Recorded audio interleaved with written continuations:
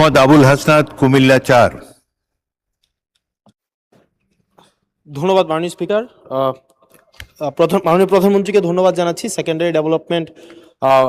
Secondary education development programme হাতে নেওয়ার জন্য, একই সাথে সাথে learning acceleration program in secondary education হাতে নেওয়ার জন্য।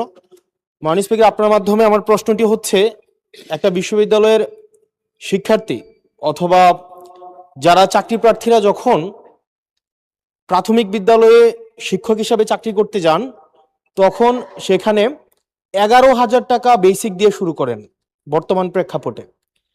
অর্থাৎ এই চাকরিটা হচ্ছে 13 গ্রেডের চাকরি এবং তৃতীয় শ্রেণীর। একজন যখন সেকেন্ডারি এডুকেশনে চাকরি করতে যান, তখন বেসিক বেতন পান 16,000 টাকা। এটা 10ম গ্রেডের এবং দ্বিতীয় শ্রেণীর চাকরি। আমাদের দেশের প্রাথমিক শিক্ষা এবং মাধ্যমিক শিক্ষা, এই দুইটা হচ্ছে ফিডার ইনস্টিটিউশন। আমরা যদি ভালো শিক্ষার্থী ফিডার ইনস্টিটিউশন থেকে আমরা টারশিয়ারিতে পাঠাতে পারি, তাহলে সেখানে একটা রিসার্চ বেসড আমরা একটা আউটকাম পাবো।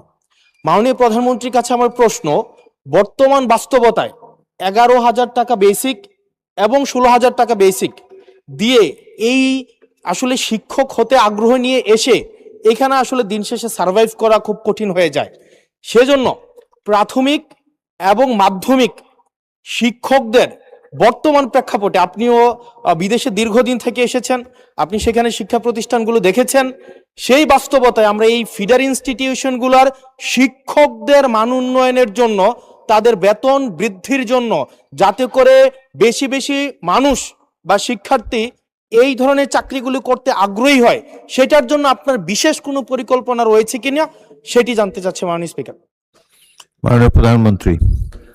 মাননীয় স্পিকার, আপনাকে ধন্যবাদ এবং জনাব হাসনাত, আপনাকেও ধন্যবাদ আপনার প্রশ্নের জন্য। আপনি নিশ্চয়ই খেয়াল করেছেন এই বাজেট সেশনে আপনি উপস্থিত ছিলেন, এবং আমার এই প্রথম প্রশ্ন যেটা ছিল মূল প্রশ্ন, সেখানে আমি বলেছি যে এই বাজেটে টোটাল জিডিপি 2% আমরা শিক্ষার জন্য রেখেছি।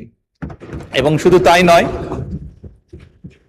আমাদের যেটি পরিকল্পনা আছে, আমরা পরিকল্পনা মতন যদি আগাতে পারি, ইনশাল্লাহ আমরা শিক্ষা খাতে বাজেট 5 বছর শেষে 5% নিয়ে যেতে চাই। এবং অবশ্যই এগুলো আমরা যখন দেখেছি, স্বৈরাচারের সময় শুধু বিল্ডিং হয়েছে, কিন্তু হিউম্যান রিসোর্সের কোনো উন্নতি হয় নাই। আমি আপনার সাথে সম্পূর্ণ একমত যে আমরা যদি আমাদের প্রাইমারি এবং সেকেন্ডারি এই শিক্ষকদেরকে যদি আমরা সঠিকভাবে ট্রেনিং দিতে না পারি, কিন্তু শুধু ট্রেনিং না, ট্রেনিং এর সাথে তাদেরকে তাদের সম্মানীয় যদি বৃদ্ধি করতে না পারি, তাহলে অবশ্যই আমরা প্রত্যাশা করি না যে তারা ভালো কিছু ডেলিভার করতে পারবেন। আমাদের তাদেরকে প্রশিক্ষণ দেওয়ার যেরকম কর্মসূচি রয়েছে, প্রশিক্ষণ দেওয়ার যেরকম পরিকল্পনা রয়েছে, বোথ সেকেন্ডারি অ্যান্ড প্রাইমারি, একই সাথে পর্যায়ক্রমিকভাবে আমরা যাতে তাদের সম্মানীয় বৃদ্ধি করতে পারি।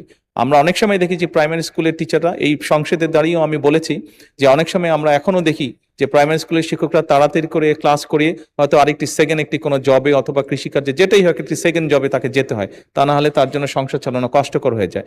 সেকেন্ডারি স্কুলের ক্ষেত্রে আমরা অনেক শিক্ষকের ক্ষেত্রেই দেখেছি এরকম ঘটনা ঘটে। এই কাজটি যাতে তাদের না করতে হয় এবং তারা যাতে সঠিকভাবে তাদের সময় এবং তাদের মেধা শিক্ষার্থীদের পেছনে ব্যয় করতে পারেন, সেই জন্য তাদের সম্মানই বাড়ানো প্রয়োজন বলে আমরাও মনে করি, এবং পর্যায়ক্রমিকভাবে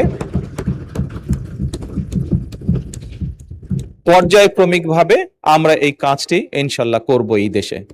ধন্যবাদ মাননীয় স্পিকার।